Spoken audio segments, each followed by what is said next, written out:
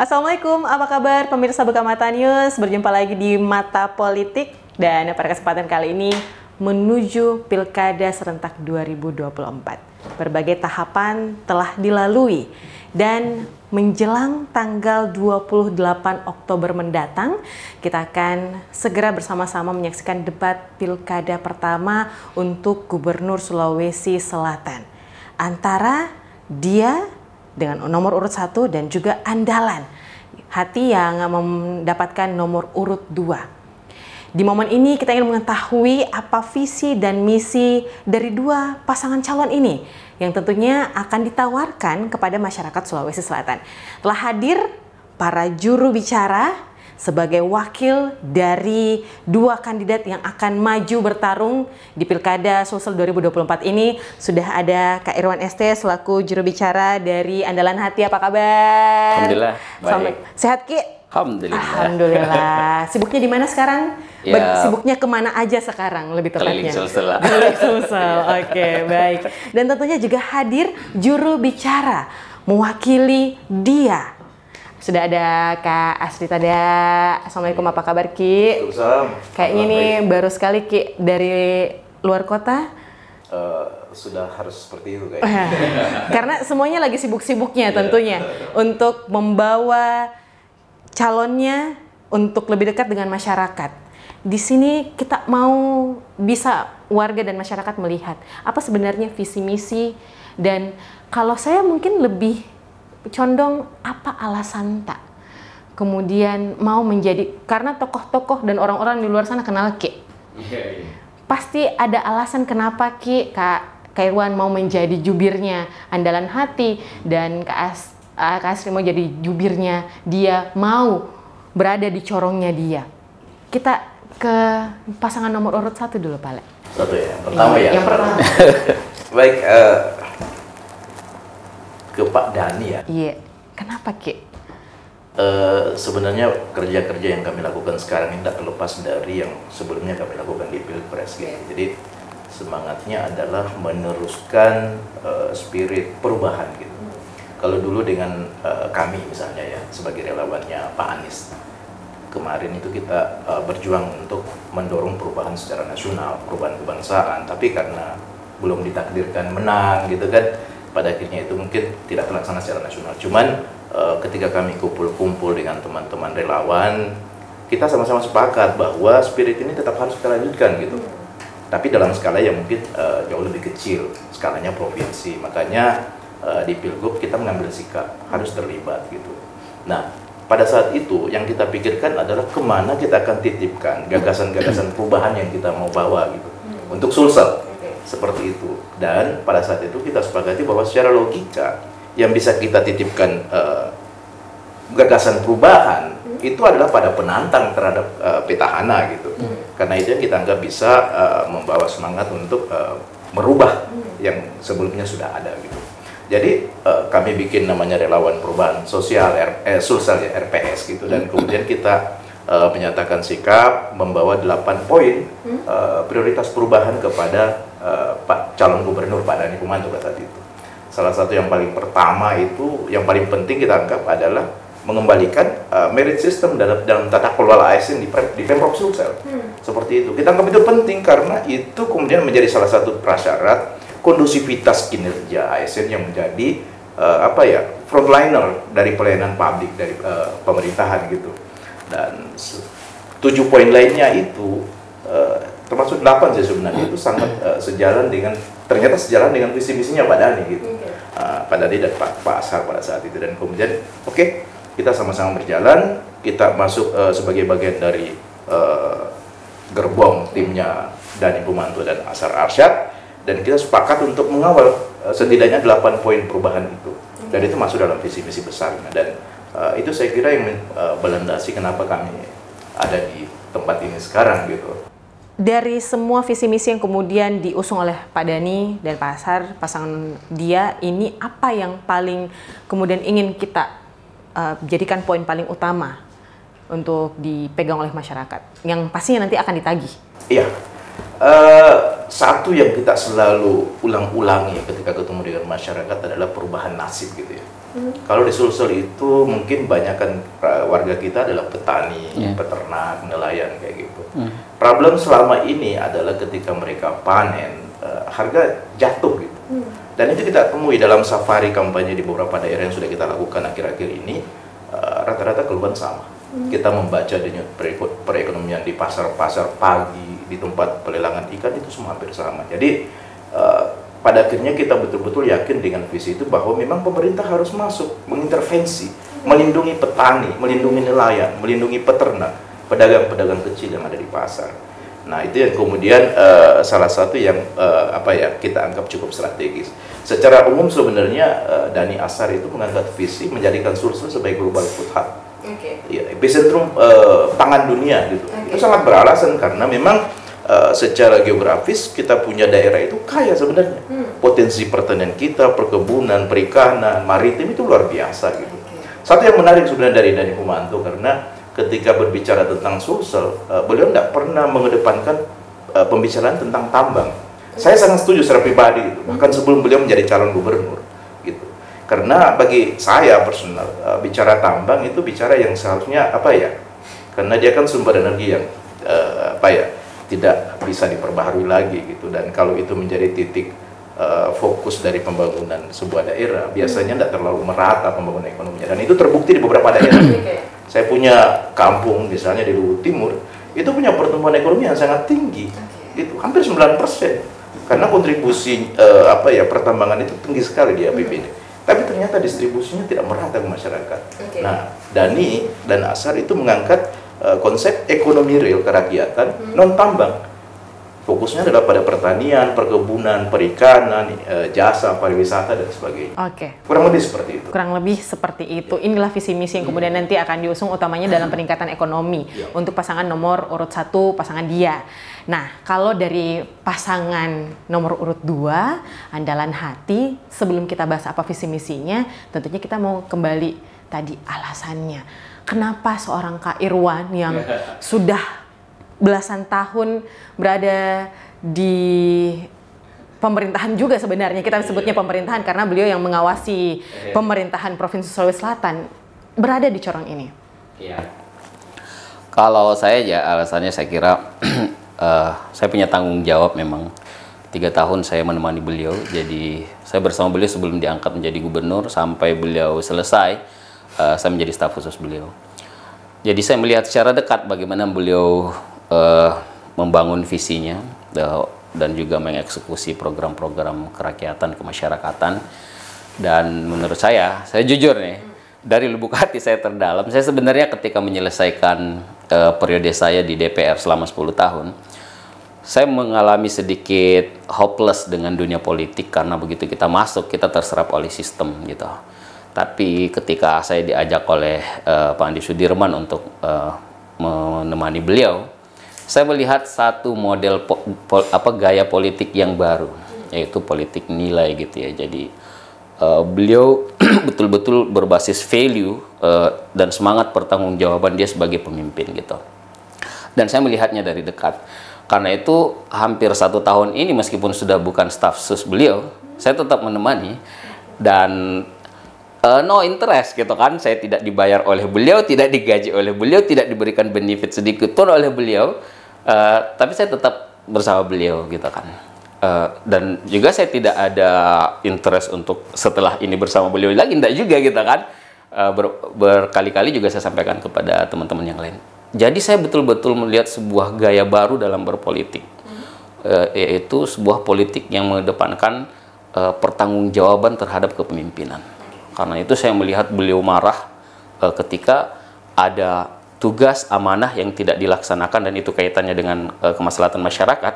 Saya jadi mengerti bahwa beliau marahnya karena kita tidak amanah gitu dalam urusan dengan masyarakat. Itu poin paling terasa sampai sekarang saya membersamai beliau gitu. Jadi kalau misalnya Kak Asta tadi lebih ke apa yang program dan ide yang dimiliki oleh Pak Dhani, kalau Kak Irwan personal, kita bisa mengatakan seperti itu personal. Personal, tapi karena saya ngerti niat dia di dalam berpolitik, gitu. Niat beliau dalam pemerintahan, dalam menjadi gubernur. Bahkan mungkin banyak yang tidak tahu kalau keputusan untuk maju sebagai calon gubernur itu justru belakangan beliau ambil gitu. Justru di awal-awal beliau tidak pernah menjawab, bahkan ketika ditanya oleh presiden sekalipun, Pak Jokowi waktu itu apakah akan maju lagi, beliau juga tidak menjawab gitu ya. Karena memang orientasi beliau ya beda. Beliau menyadari bahwa kalau saya mengambil peran ini, tanggung jawab saya ya bertanggung jawab kepada publik gitu. Dan niat hati dalam memimpin ini diwujudkan dalam visi misi. Diwujudkan dalam visi misi, insya Allah. Yang seperti apa yang kemudian yang akan diberikan, ditawarkan kepada masyarakat? Ya, jadi memang desain rancangan visi misi Andalan Hati itu merepresentasi apa yang ada di dalam pikiran dan hati Pak Andi Sudirman gitu. Sederhana, menjadikan Sulsel maju dan mewujudkan Sulsel maju dan berkarakter. Sulsel maju itu maksudnya gini, beliau ingin melanjutkan semua pencapaian yang sudah beliau lakukan gitu. Dan kenapa saya kemarin berbicara bahwa ayo kita bicara data-data, supaya dengan data-data ini kita melihat bahwa apa yang beliau lakukan itu terbukti nyata dalam data-data statistik yang dikeluarkan oleh lembaga-lembaga yang terpercaya gitu kan. Misalnya nanti begini, coba teman-teman pemirsa sekalian nanti membaca RPJP Sulawesi Selatan 2025-2045. Di situ kita akan melihat angka-angka pencapaian 3 tahun terakhir, dan itu adalah waktu kepemimpinan beliau, hanya 3 tahun, tapi hampir semua angka-angka itu dan indeks-indeks itu yang menunjukkan peningkatan signifikan terhadap pembangunan masyarakat. Dan saya rasa kalau kita ingin berdebat soal itu, debatnya di situ basisnya, supaya kita tidak by perasaan gitu kan, tapi based by data, scientific kita berbicara gitu. Itu yang dimaksud dengan melanjutkan kemajuan. Yang kedua adalah berkarakter, lebih kepada gaya politik yang ingin beliau jadikan sebagai keteladanan, baik kepada seluruh insan politik, kepada birokrasinya, dan juga kepada masyarakat.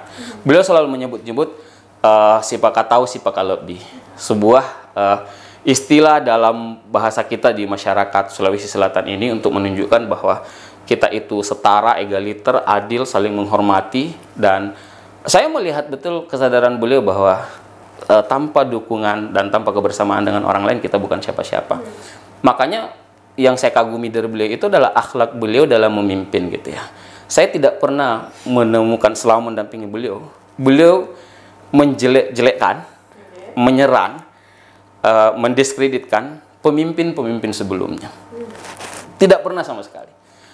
Bahkan dalam situasi ketika beliau baru saja berakhir dan mendapatkan serangan gitu ya dari pejabat tertentu, sikap pertama beliau yang disampaikan kepada seluruh teman-temannya, termasuk saya sebagai orang dekatnya, itu adalah jangan melakukan perlawanan gitu. Ya, dalam tanda kutip ya. Karena bagi beliau setiap kepemimpinan itu ada masanya dan pasti ada kontribusinya. Tidak mungkin orang datang untuk berniat buruk gitu kan. Karena itu begitu beliau berbeda kebijakan dengan kita, biarkan saja karena beliau adalah pemimpin kita. Maksud saya hal-hal seperti itu yang betul-betul tercermin dalam karakter beliau, akhlak beliau, dan itulah makna dari berkarakter gitu ya.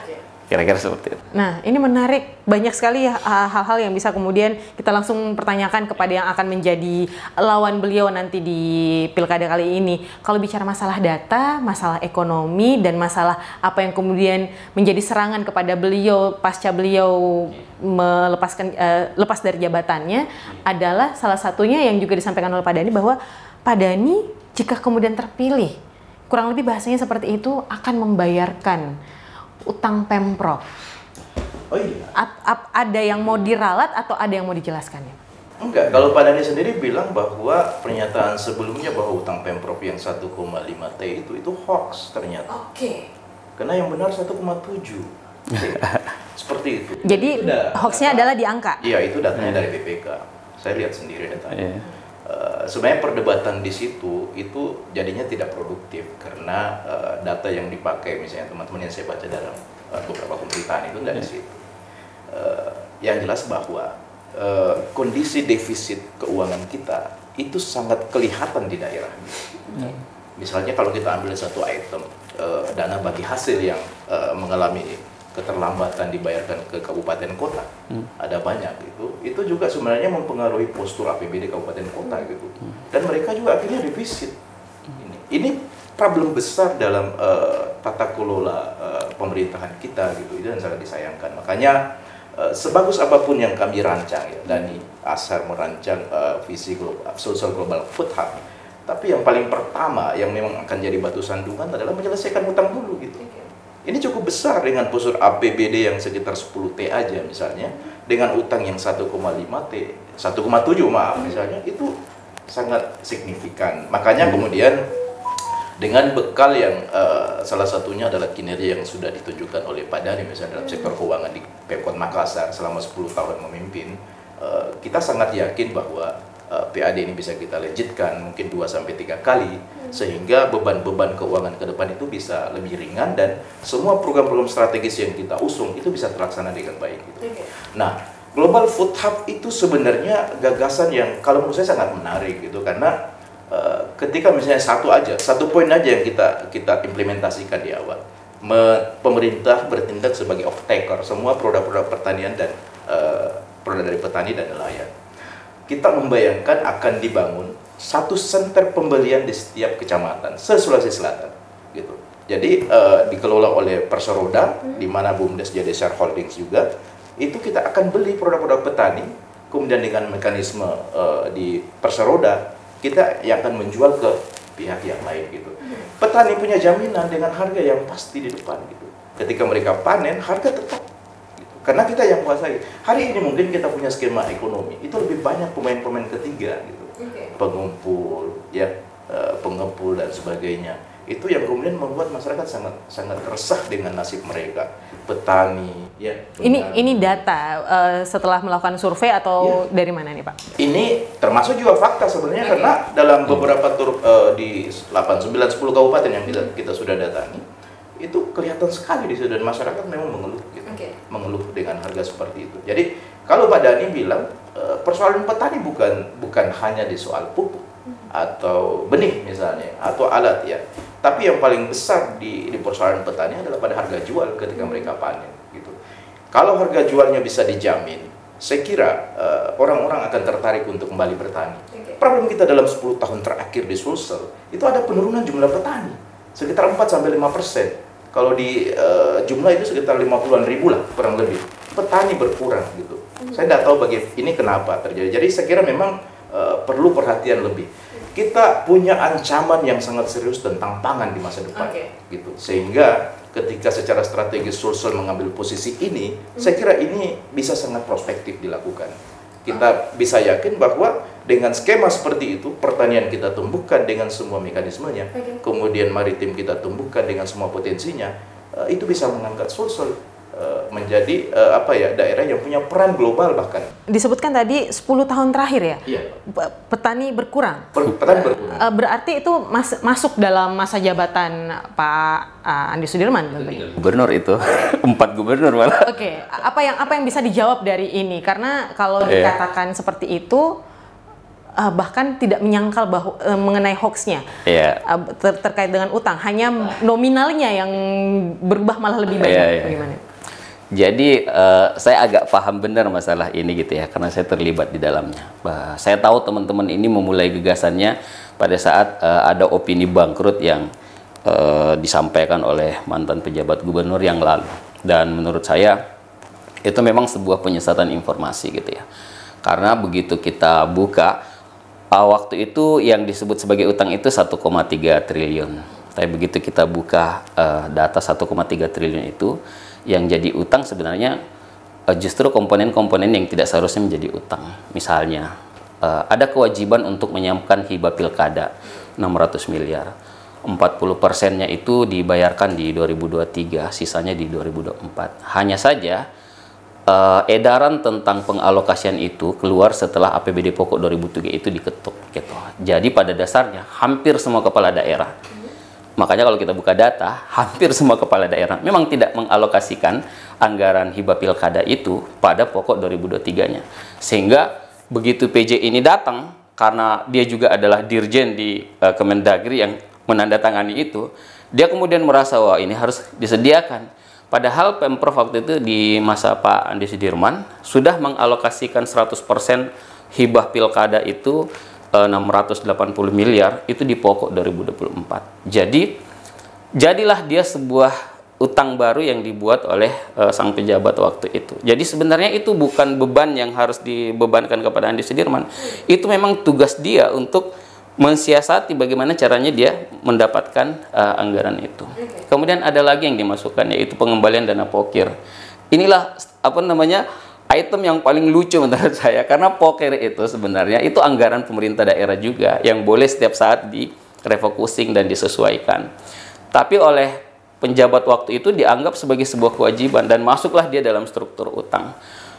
Dan masih ada beberapa item-item yang memang semestinya tidak masuk dalam kategori utang. Sehingga begitu kita mempelajari itu, ini fix adalah sebuah misleading gitu ya. Jadi penyampaian informasi yang memang ditargetkan untuk menyesatkan publik gitu ya. Nah, data kedua akhirnya yang dipegang oleh teman-teman ini adalah hasil temuan BPK gitu kan. Di hasil temuan BPK ini juga yang katanya hoax juga.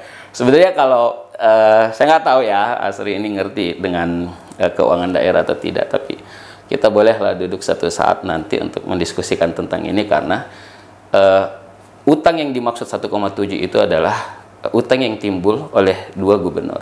Satu oleh Andi Sudirman dan satu oleh PJ gubernur waktu itu.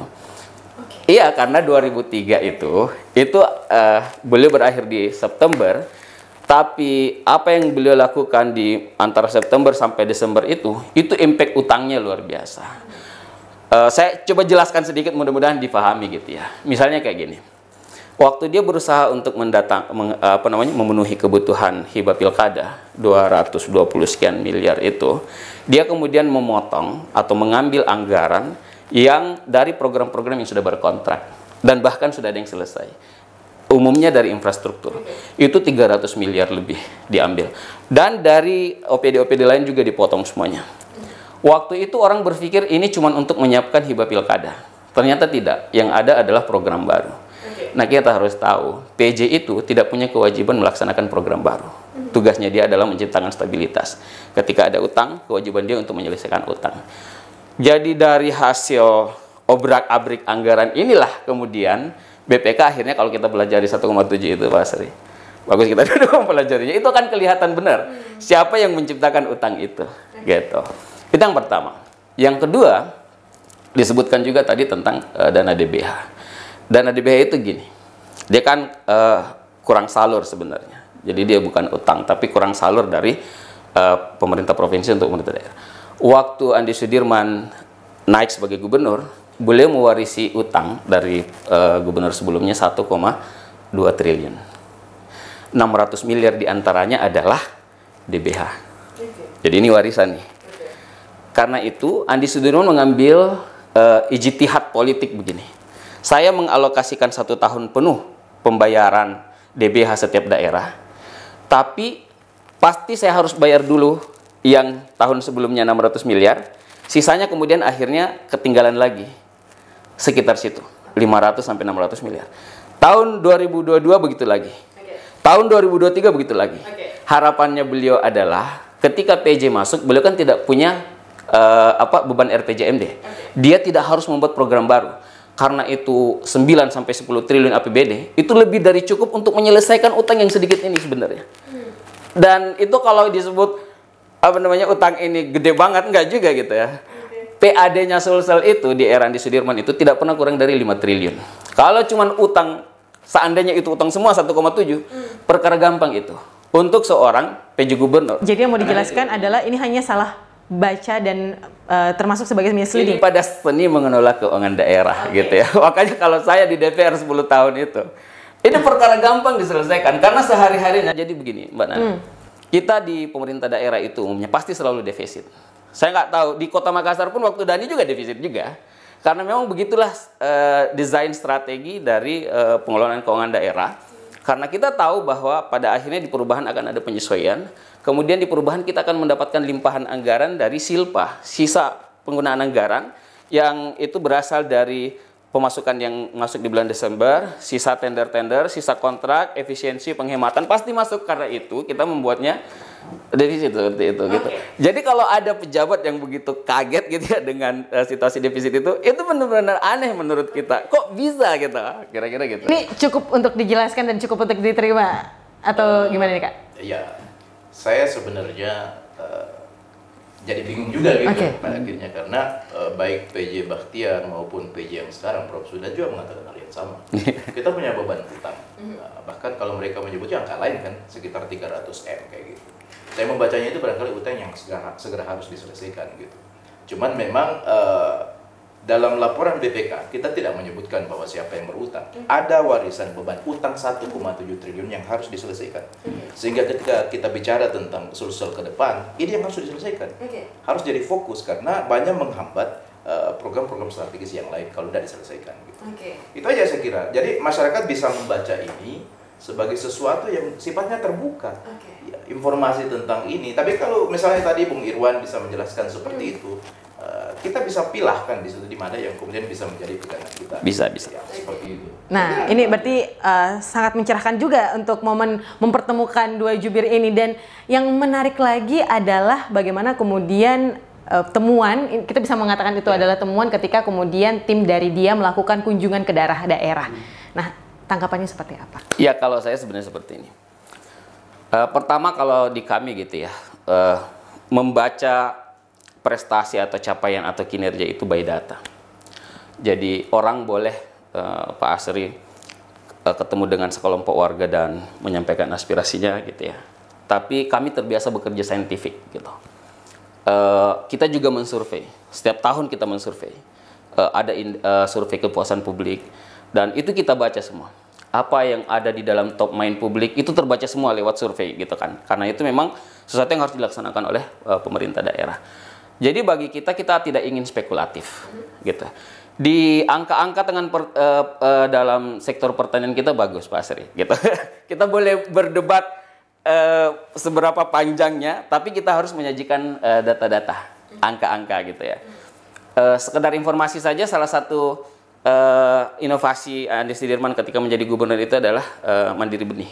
Mandiri Benih ini sebuah upaya menghadirkan benih unggul. Biasanya petani kita itu menanam generasi kesekian dari benih padi yang ada sehingga dia rawan hama, kemudian produksinya juga berkurang. Dengan benih unggul ini itu seperti menanam generasi kedua yang terbaik dari benih itu dan itu ada impact-nya. Silahkan nanti baca datanya.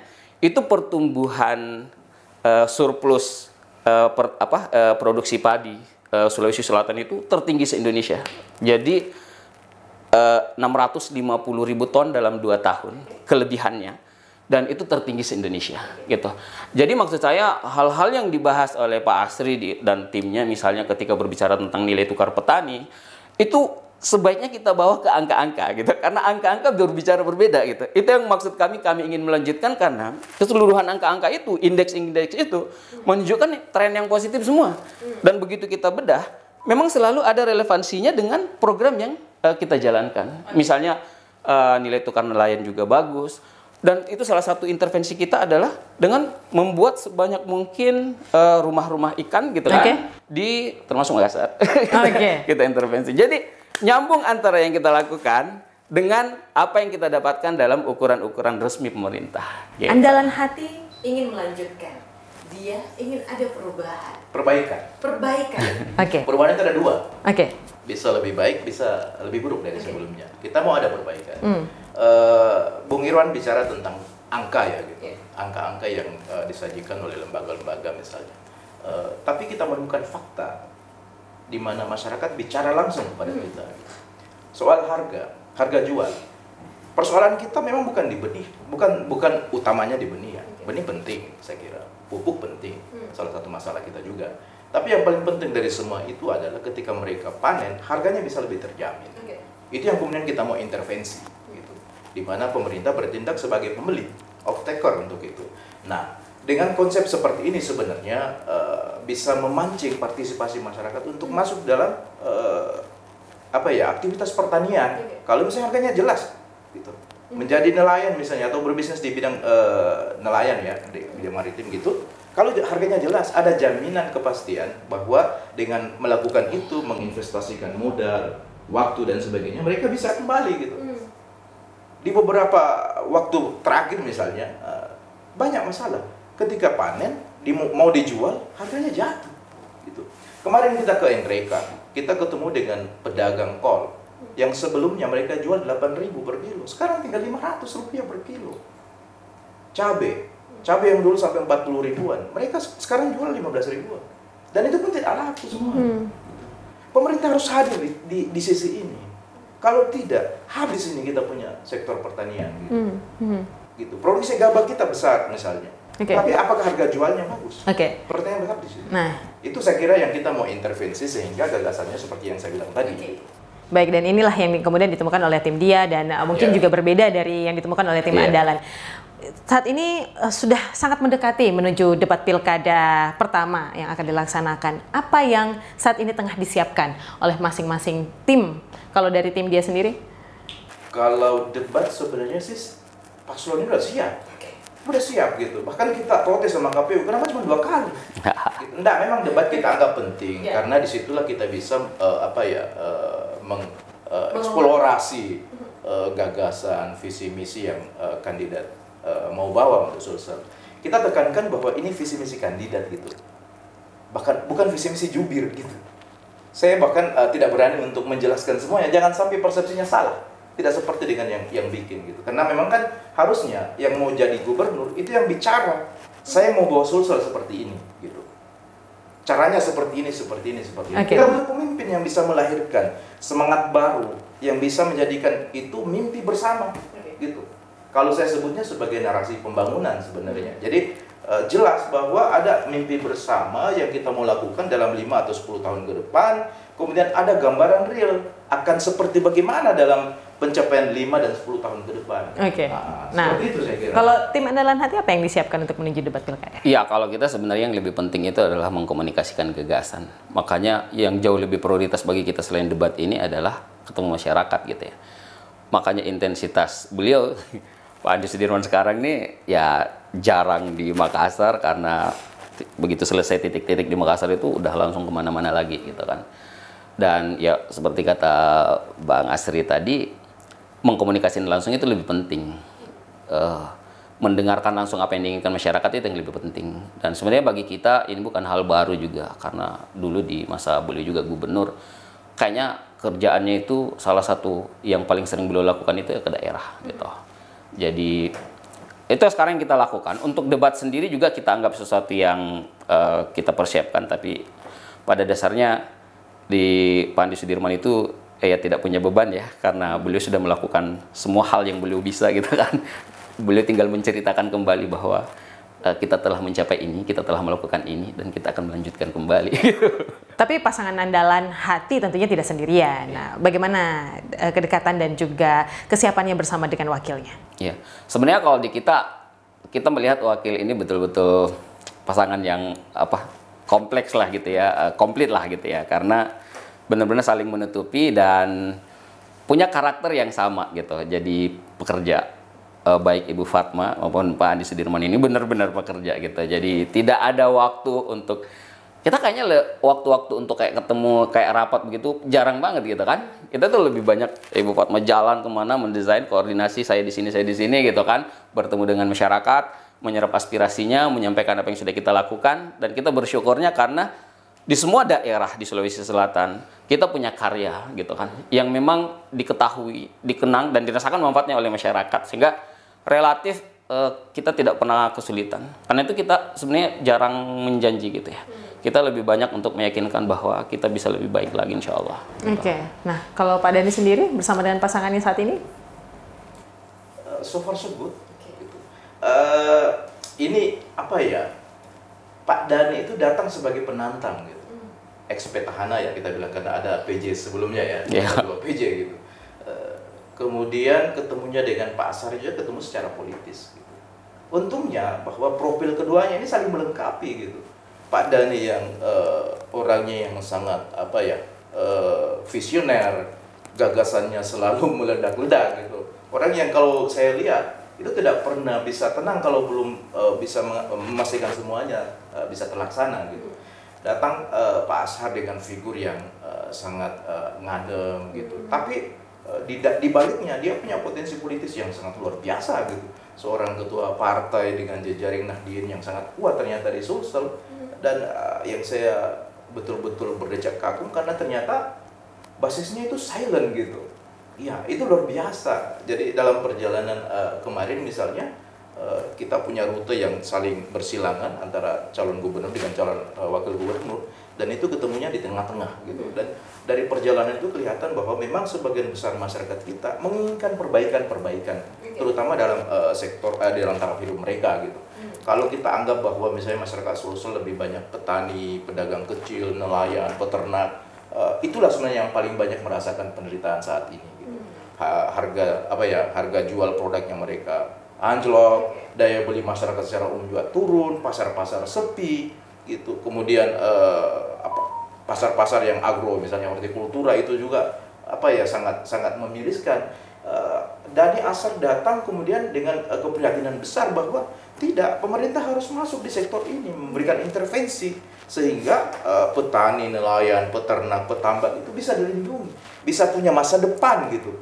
Sehingga anak-anak kita, generasi-generasi kita itu tidak memandang profesi ini profesi yang tidak layak untuk dijalani gitu. Sehingga di sektor-sektor ini yang kita anggap sangat prospektif dalam misalnya 20-30 tahun ke depan, generasi muda itu punya atensi juga di sini. Oke. Gitu. Jadi concernnya saat ini adalah di ekonomi, meningkatkan perekonomian, dan begitupun juga mungkin dari andalan hati. Kita mungkin mau ke isu yang lain. Kita mau melihat bagaimana kemudian isu-isu yang saat ini bahkan sebelum pencalonan, dan ada banyak sekali isu-isu. Salah satunya yang kemudian didorong, siapa kira-kira yang akan menjadi kepala daerah di Sulawesi Selatan yang kemudian peduli terhadap pesepak bolaan di Sulawesi Selatan.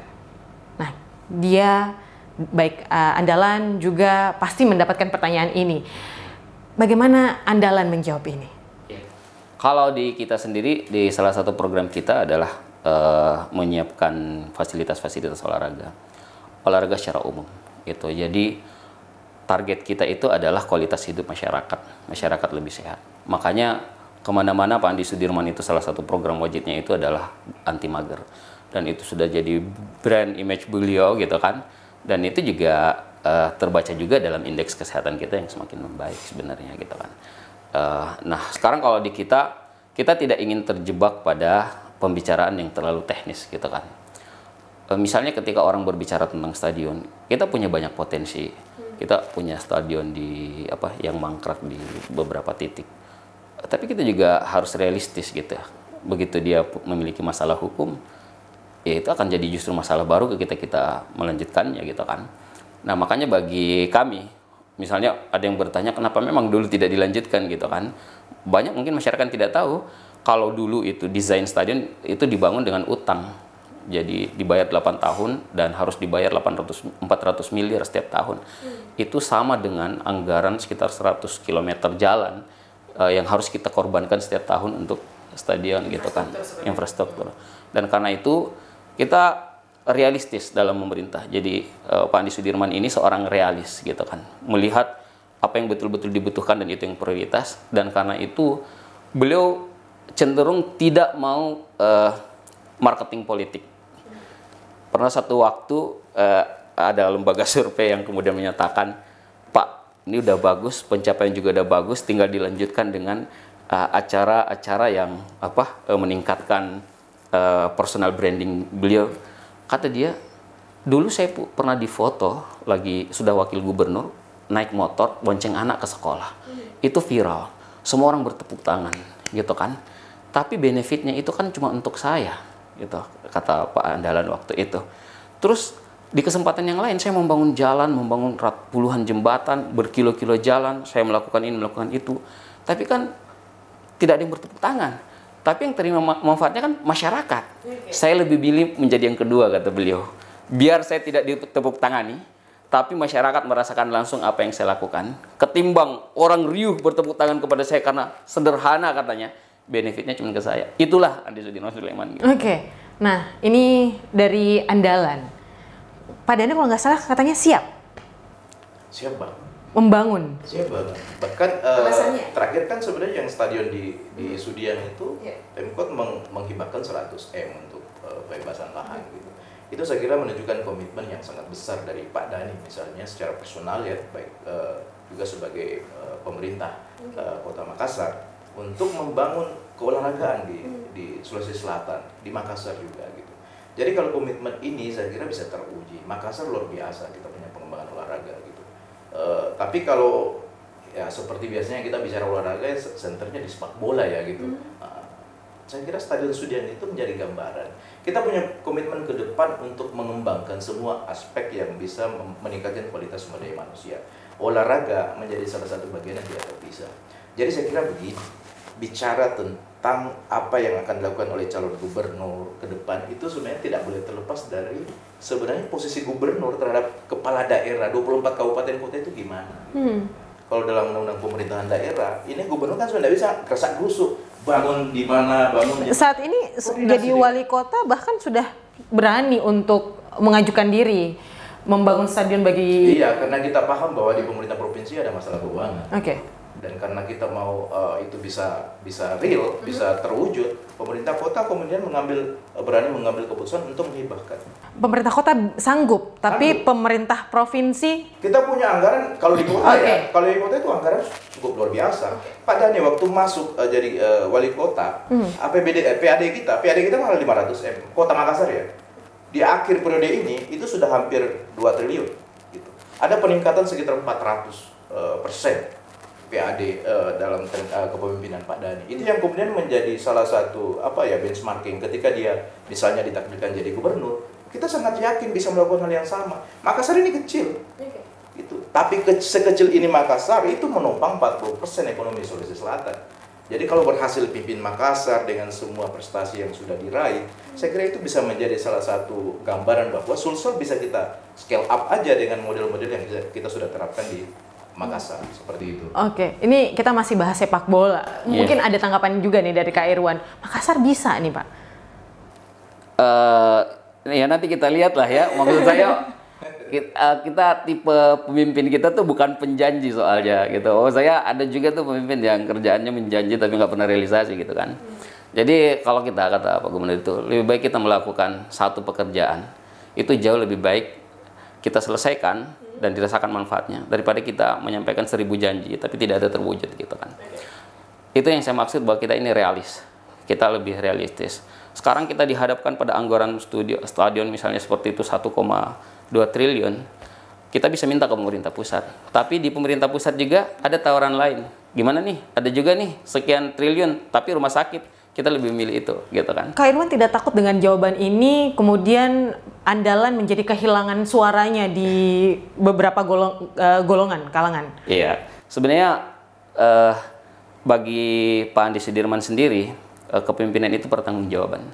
Beliau lebih siap bertanggung jawab terhadap sekian banyak ya, 9 juta masyarakat Sulsel itu dengan apa yang dilakukan.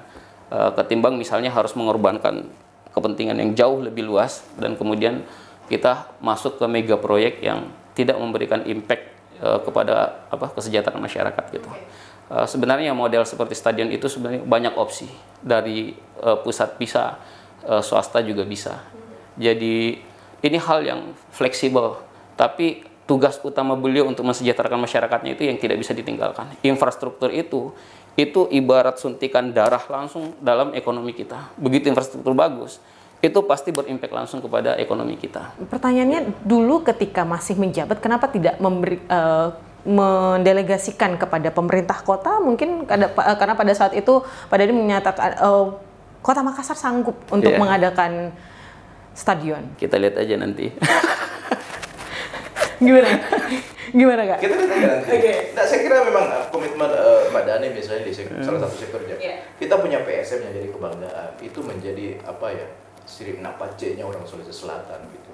kalau PSM bertanding keluar itu membawa nama Sulsel, bukan cuma Makassar gitu. Sehingga perhatian kepada salah satu lini persepak bolaan itu penting dilakukan.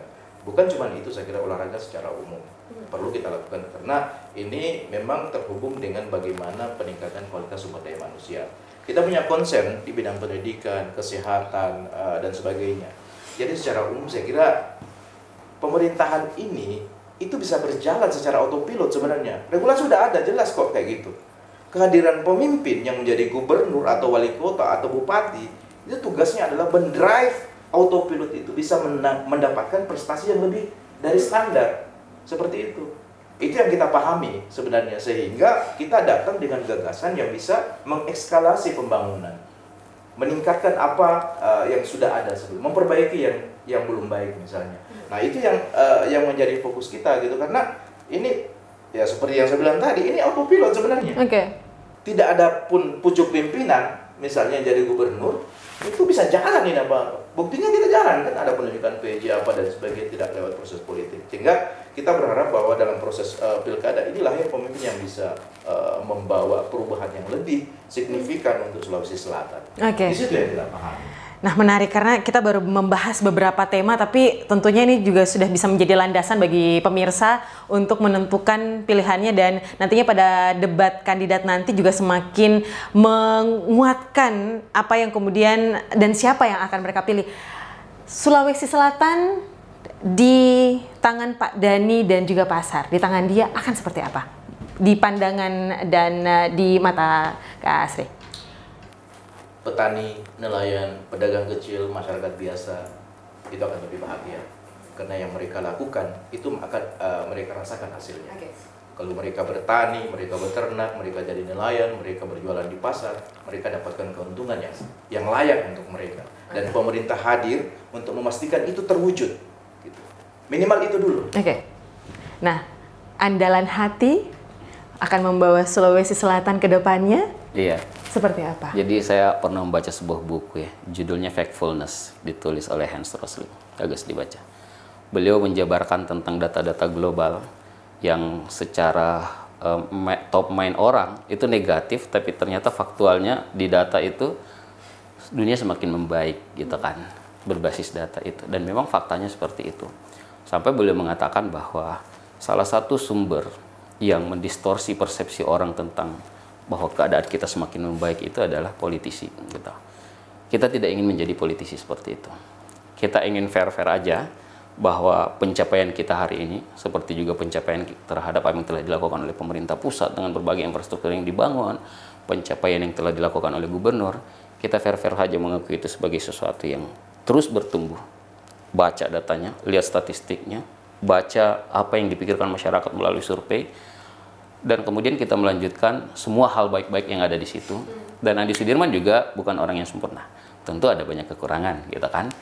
Tapi inilah yang ingin beliau lakukan, melanjutkan secara terus-menerus hal-hal baik yang telah dicapai dan menutupi kekurangan-kekurangan itu. Itu aja sih. Baik. Seperti kata saya tadi, dan ini juga selalu beliau ucapkan, kita tidak berjanji, gitu kan. Tapi insya Allah silahkan dilihat apa yang telah dilaksanakan. Baik, terima kasih Kak Irwan, Kak Asta sudah hadir di sini di studio Buka Mata untuk berbincang bagaimana kemudian gagasan yang akan dibawa oleh kedua pasangan calon kita di Pilkada Sulsel 2024. Kita nantikan bagaimana kemudian debat mereka di tanggal 28 dan juga di debat berikutnya, dan di sanalah Anda bisa menentukan sebelum Anda menuju ke bilik suara siapakah yang akan menjadi pucuk pimpinan di Sulawesi Selatan. Saya Nana Jamal, terima kasih Anda sudah menyaksikan Mata Politik. Sampai jumpa.